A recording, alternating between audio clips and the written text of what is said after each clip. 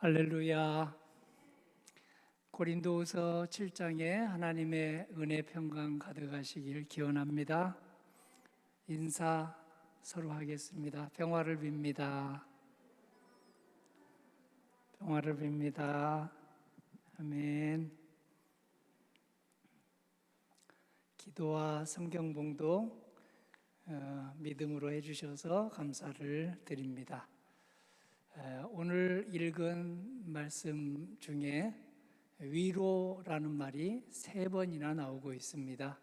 그래서 오늘 말씀 주제는 우리를 위로하시는 하나님, 특별히 하나님께서 직접 위로하시고 성경 말씀을 통해서 위로하시고 또 성도들을 통해서 위로하신다는 이 3가지 하나님의 위로의 통로를 저희가 함께 은혜 받고 저희들도 하나님께 위로받은 만큼 위로하며 살아가는 우리가 되기를 소원합니다.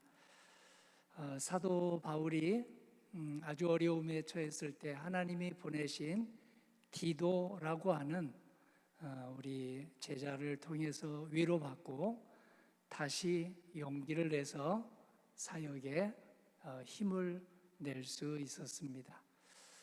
사람들이 위로가 필요할 때가 있죠. 또 위로가 필요한 사람이 있습니다. 아기만 위로가 필요한 게 아니고 어른이 되어서도 위로가 필요한 경우가 있습니다. 수능 치르는 학생만 위로가 필요한 게 아니고 대학생들도 위로가 필요할 때가 있습니다. 그래서 하나님을 오늘 우리는 위로의 하나님, 나의 위로, 우리 모두의 위로, 그리고 또 우리를 위로해 주신 만큼 위로자로 파송하시는 그 은혜를 함께 받으려고 합니다. 2025년에 새로 신설된 국가기관이 하나 있는데요. 그게 바로 국가데이터처입니다. 여기에서 11월 달에 보고서를 한 장 냈는데요. 외로움의 여부를 묻는 질문을 했습니다. 그랬더니 놀랍게도 10명 중에 몇 명이 외롭다고 대답을 했을 것 같아요? 10명 중에 무려 4명이 저 외롭습니다. 친구도 없고 지인도 없고 위로 받기 위해서 나를 찾아오는 사람도 없고 찾아갈 사람도 없습니다 하는 사람이 150만 명이나 되는 것으로 파악이 됐습니다. 우리 교회 주변 공덕동에는 몇 명이나 그런 분들이 있을까요? 우리가 전도하기 참으로 좋은 분들이라고 하겠습니다. 성도님들은 복이 많은 사람들입니다. 지금 여기 있는 분들이 다 믿음의 가족이 되었으니 주님의 이름으로 나아가면 그분들에게 하나님의 위로를 전할 수 있고 또 모두에게 하나님의 위로를 전해 들을 수 있기 때문입니다. 믿음의 거장으로 불리는 사도 바울은 위로가 필요 없었을 것 같아요. 그런데 오늘 말씀에 의하면 바울도 낙심할 때가 있었습니다. 밖에서는 자기를 쓰러뜨리려고 하는 대적자들이 많았고요. 성도님들은 서로 시기, 미움, 다툼, 질투로 갈등이 아주 많았습니다. 이파 저파 나누어서 서로를 포용하지 못하고 그렇게 힘들게 그렇게 싸우고 있어서 안과 밖으로 안팎으로 몹시 괴로웠습니다. 오늘 본문에서는 두려워했다고 했는데요. 두려움이라고 하는 원어를 읽어보면 성도들 간에 하나가 되지 못해서 몹시 마음이 괴로웠다. 그 말을 여기서는 두려웠다. 내가 개척한 교회가 풍비박산 나는 거 아닌가? 이러다가 소멸되는 거 아닌가 하는 그런 두려움이라고 하는 말을 오늘 성도님들의 갈등으로 말하고 있습니다. 고린도후서 7장 5절을 이렇게 보면 한마디로 표현하고 있네요. 뭐라고 했습니까? 밖으로는 다툼이요 안으로는 두려움이었더라. 밖으로는 다툼이다. 이 다툼은 어떤 다툼이냐면요. 사도 바울을 어떻게든 넘어뜨리려고 흠집을 내고 핥히고, 그리고 또 아주 부정적인 소문을 많이 내고 이러면서 가짜 뉴스를 가지고 사도 바울을 쓰러뜨리려고 하는 것을 다툼이라고 표현을 했습니다. 그리고 여기 두려움은 이미 제가 설명을 했네요. 바울은 일생 동안 선교를 30년 넘게 했는데요. 60대 초반까지 선교를 했죠. 여러 개 나라와 그리고 30개가 넘는 도시와 또 5개나 되는 섬들을 찾아다니면서 일생을 혼자 독신으로 살았지만 가족과 같은 사람, 이 주변에 많았습니다. 주치의 역할을 했던 누가도 있었고, 그리고 오늘 본문에 나오는 디도도 믿음의 아들이 되어서 그의 왼팔, 오른팔이 되어줬습니다. 디모데도 사도 바울의 오른팔, 왼팔이 되어주었고, 바나바도 오늘 사도 바울의 좋은 동역자가 되어서 지칠 때마다 위로를 해주어서 결혼한 것과 똑같은 위로를 하나님께 해서 그 사람들을 통해서 받게 해줬습니다. 오늘 성경의 거의 절반을 사도 바울이 썼습니다. 무려 13권에 달하는 성경을 썼으니 신약 성경이 몇 권이죠? 27권이라면서요? 맞나요? 네, 고개 끄덕이는 권사님 알려줘서 감사합니다. 그 중에 13권을 썼으니 얼마나 많이 썼습니까? 그 중에 두 사람이 사도 바울의 제자입니다. 한 명이 디모데, 한 명이 디도입니다.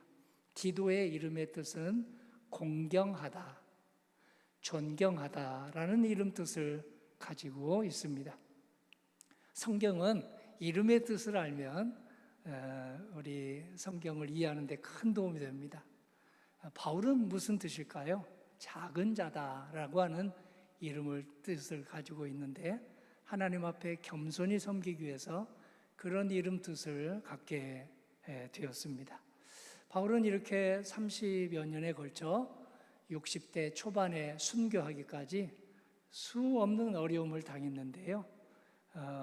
39대에 해당하는 매를 5번이나 맞았고, 감옥에 갇히고, 바다에 빠져서 죽을 뻔하고, 강물에 빠져서 배 타고 가다가 죽을 뻔하고, 옥에 갇히기도 하고, 모함을 당하고, 그리고 또 여러 가지 가짜 뉴스에 시달리기도 했습니다.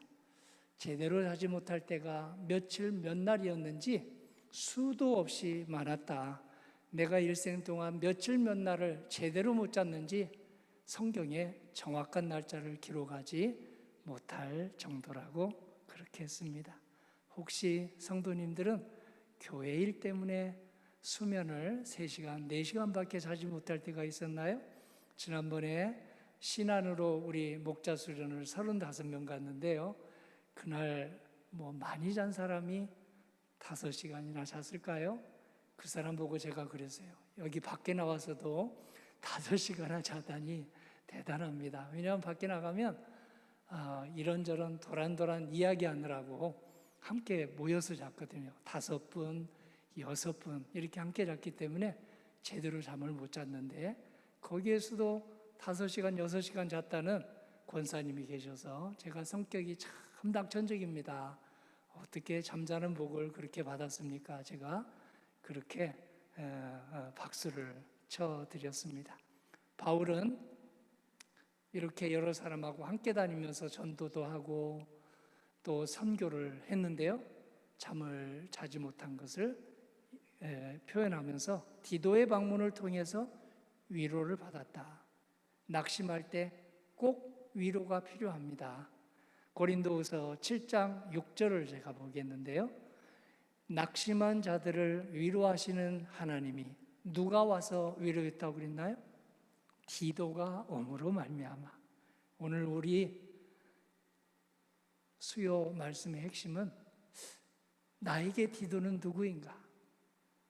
내가 너무 지치고 낙심되고 실망되고 내가 이 일을 계속 해도 되나? 하는 마음이 있을 때 누가 하나님이 반드시 디도를 보내십니다. 누가 나에게 디도인가? 나는 누구에게 디도가 되었는가? 오늘 두 가지 생각을 하면서 말씀을 읽으면 금방 마음에 와 닿을 것입니다. 어렸을 때는 엄마 아빠가 우리들의 디도였죠. 네. 그리고 자식을 낳았을 때는 우리들이 자녀들에게 디도가 되었을 것입니다. 청소년 때 단짝 친구가 있었으면 서로에게 디도가 되었을 것입니다.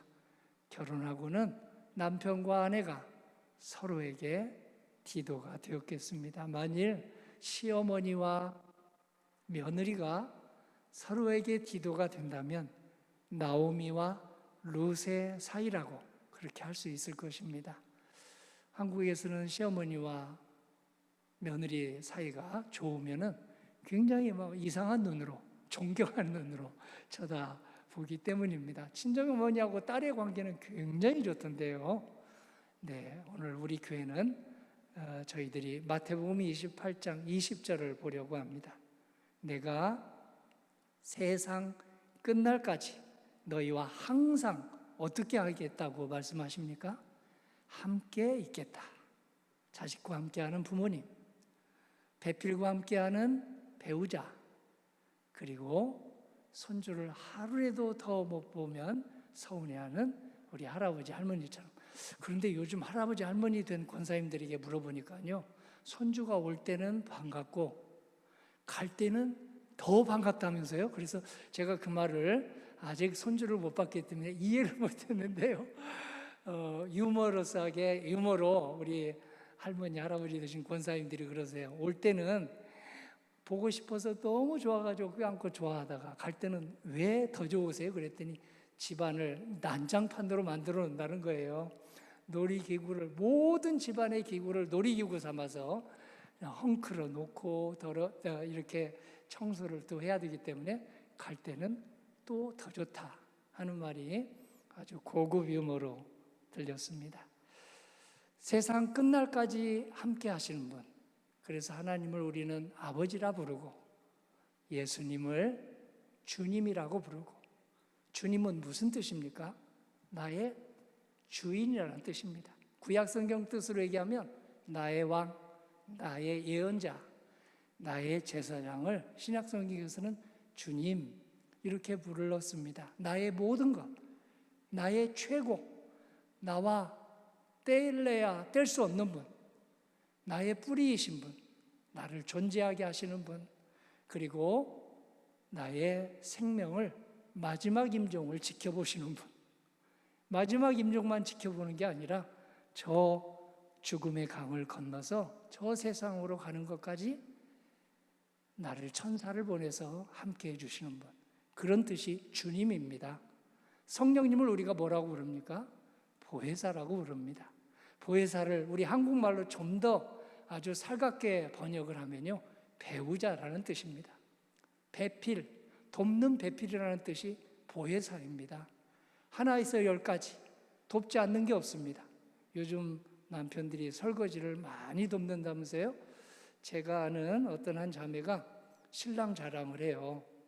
신랑 자랑을 함께 항상 많이 하다가 이런 자랑을 하더라고요. 설거지를 아주 맡아놓고 한대요. 그리고 저한테 갑자기 물어요. 저보고 하네요, 저보고. 그래서 가끔 한다. 제가 그 자매에게는 반말을 하거든요. 가끔 한다 그랬더니 매일 해야지. 그 친구도 저에게 반말을 해요. 그래서 꼼짝없이 제가 당했습니다. 자기 신랑은 매일 한다. 매일 한다 그러니 꼼짝없이 당할 수밖에 없지 않습니까? 마태복음 11장 28절에 보면 예수님이 얼마나 우리에게 위로자가 되시는지를 이렇게 우리가 좋아하는 구절로 말씀하십니다. 수고하고 무거운 짐진 자들아 다 내게로 오라. 어떻게 해주기 위해서 오라고 하십니까? 내가 너희를 쉬게 하리라. 설거지 해주면서 쉬게 해주고, 방 청소해주면서 쉬게 해주고, 빨래 다 해주면서 쉬게 해주고, 그냥 남자 여자 하는 일 구분 없이 다 해준다면 남편도 힘을 얻고 안에도 힘을 얻지 않겠습니까? 오늘 예수님은 오셔서 정말 그러셨습니다. 발도 닦아주시고 제자들의 발도 닦아주시고 식사도 차려주시고 제자들이 너무 바쁘면 자, 한적한 데로 가서 좀 쉬자. 우리말로 옮기면 휴가입니다. 휴가 가자. 휴가가 우리에게 필요하다 해서 휴가도 함께 가주시고 그리고 동거동락하며 한 방에서 주무시며 그렇게 도란도란 우리 권사님들 지난해 갔을 때 이야기한 것처럼 그렇게 이야기도 하시면서 일생을 우리 위로자 되신 하나님을 잘 보여주셨습니다. 오늘 하나님의 임재와 하나님의 말씀, 하나님의 그 보내주신 사람들, 이 세 가지가 위로의 표시입니다. 하나님 우리를 어떻게 위로하실까요? 첫 번째는 직접 위로하십니다.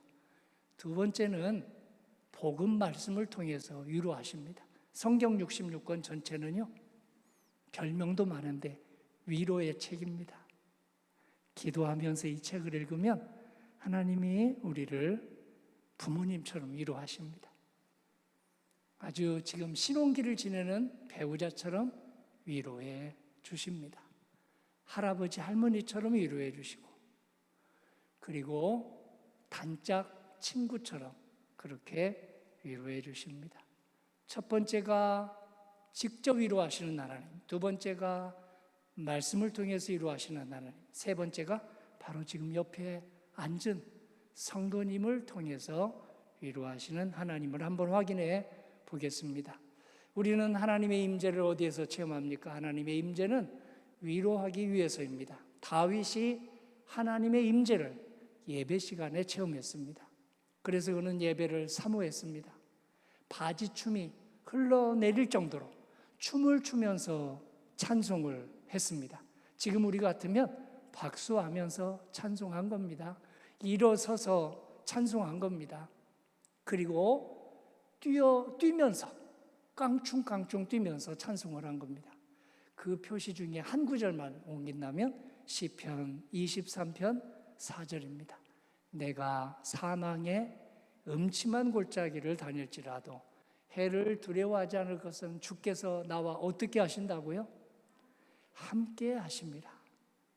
나쁜 일이 있을 때도 함께 하시니 좋은 일이 있을 때야 두말할 필요가 없습니다. 애사 때만 함께 하시는 하나님이 아니라 경사 때도 함께 하시고 한가할 때만 함께 하시는 분이 아니라 바쁠 때도 함께 하시고 내가 아주 잘 나갈 때만 함께 하시는 게 아니라 내가 실패하고 곤두박질 칠 때에도 함께 하시는 분. 그 말을 다윗은 내가 죽음의 골짜기를 다닐지라도 두려워하지 않을 것은 하나님이 나와 함께 하십니다. 어떤 분처럼요? 부모님처럼, 배우자처럼, 정말 죽을 때까지 함께하고 싶은 단짝 짝꿍처럼 함께 하신다 하면서 우리에게 그런 부모가 되도록, 그런 배우자가 되도록, 그런 짝꿍이 되도록 우리를 오늘 이 밤에 초대하고 있습니다. 이사야 66장에서 이사야는 이렇게 표현을 했습니다. 어머니가 자식을 위로함 같이 여기서 나는 바로 하나님입니다. 내가 너희를 위로할 것인즉 너희가 예루살렘에서 위로를 받으리니, 여기서 예루살렘은 바로 믿음의 도시의 상징이기 때문에 예배 시간을 말합니다. 하나님을 경배하는 시간, 하나님을 찬양하는 시간, 예배 시간에 너무 낙심됐던 일들을 하나님께서 모두 임재하셔서, 직접 임재하셔서, 성령으로 임재하셔서 우리 마음을, 낙심한 마음을 만져주시고 회복시키셔서 성전문을 나가게 해주신다. 그런 말씀이죠. 너희가 이를 보고 마음이 깊어서 너희 뼈가 연한 풀의 무성함 같으리라. 오늘 이 말씀을 기도하는 분들은 다 체험하고 있을 거예요. 진실로 구하고 찾고 두드리는 사람은 기도 시간에, 예배 시간에, 찬송 시간에 하나님께서 직접 임재하셔서 나의 낙심한 마음, 실망한 마음, 그리고 또 상한 마음을 만지시는 주님의 은혜를 체험하셨을 것입니다. 주님이 함께 하시면 골짜기도 잘 지나갈 수 있습니다. 주님이 함께 하시면 어두운 시간도 잘 지나갈 수 있습니다. 주님이 함께 하시면 넘어진 시간도 잘 지나고 다시 일어설 수 있습니다. 주님의 임재 시간을 예배 시간마다 체험하는 성도님 되고 공덕교회 되기를 주님의 이름으로 기도합니다. 두 번째, 우리 하나님은 말씀을 통해서, 복음을 통해서 위로하십니다. 복음은 낙심한 자에게 위로의 처방약입니다. 최고의 명약입니다. 최고의 한약입니다. 최고의 양약입니다. 누가복음 4장 2절의 말씀이 그 증거입니다. 주의 성령이 내게 임하셨으니 이는 가난한 자에게 복음을 전하게 하시려고 내게 기름을 부으시고 나를 보내사 포로된 자에게 무엇을 주십니까? 자유를. 눈먼 자에게 어떻게 해주십니까? 다시 보게 함을 전파하며 눌린 자를 어떻게 해주십니까? 자유롭게 하고 주의 은혜의 회를 전파하게 하리 하심이라. 세 가지예요. 나에게 자유를 주신다. 다시 보게 해주신다. 자유롭게 해주신다. 나를 자유를 주는 것은 참으로 이 세상의 결혼의 목적이기도 합니다. 결혼 잘한 사람들, 신랑에게 자유를 주면 결혼 잘한 거예요. 구속하지 말고. 신부에게도 자유함을 준다면 결혼 잘하신 겁니다. 어떤 부모님이 좋은 부모님일까요? 구속하지 말고 자식에게 자유함을 준다면, 울타리를 크게 친다면 좋은 어머니 아버지입니다. 울타리를 너무 해가지고 잔소리가 너무 많으면 우리 하나님의 자유를 침해하는 사람입니다. 교회도 그렇습니다. 자유함을 체험하게 하는 곳, 오늘 그곳을 예수님이 보여주셨습니다. 그래서 10m까지만 보던 사람이 우리 예수님을 만나면 20m를 보고, 20m만 보던 사람이 40m를 보고, 40m까지만 보던 사람이 80m를 볼 수 있도록 영적인 눈, 영안을 띄워주시는 분이 바로 다시 눈먼 자에게 다시 보게 한다. 나 자신을 다시 보게 해주시고, 그리고 옆 사람, 우리 기도하신 권사님께서 또 성경 묵독하신 권사님을 다시 보게 해주시고, 성경 묵독하신 권사님이 해주신 권사님을 다시 보게 해주시는 그 역사가 있습니다. 오늘 새벽 기도 때 나훔서를 보며 은혜 받았어요. 구약의 나훔서, 나훔도 이름의 뜻이 있는데요, 위로라고 하는 이름의 뜻을 가지고 있잖아요. 그러니 오늘 새벽 예배에 나오셨던 성도님들은 새벽부터 저녁까지 위로에 대해서 겹쳐서 지금 말씀을 듣고 계십니다. 넘어지고 깨지고 부서질 때 우리는 하나님의 위로를 더 많이 체험합니다. 왜냐하면 그때 우리가 하나님께서 말씀을 주셔서 그 말씀이 새롭게 읽혀지기 때문입니다. 성경 읽을 때마다 하나님의 위로로 7.8기 하는 우리 모두 되기를 기도합니다. 그리고 꼭 지금 낙심해서 아직 교회 나오지 못하는 사람들에게 이 한 구절 문자를 보내보십시오. 직접 전화한다면 한 구절 읽어줘 보십시오. 성경 읽어주는 것도 기도와 똑같습니다. 문자 보내는 것도 중보기도입니다.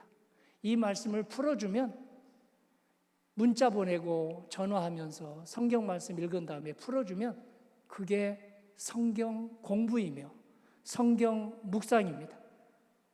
오늘 주님께서 복음을 통해서 우리를 그렇게 세상에서 받은 어떤 상처로 인한 낙심도 위로해 주십니다. 이사야 41장 10절은 오늘 수능생들에게 꼭 들려주고 싶은 말씀인데요, 같이 한번 외워보겠습니다. 두려워하지 말라. 내가 너와 함께 함이라. 놀라지 말라. 나는 내 하나님이 됨이라. 내가 너를 굳세게 하리라. 참으로 너를 도와주리라.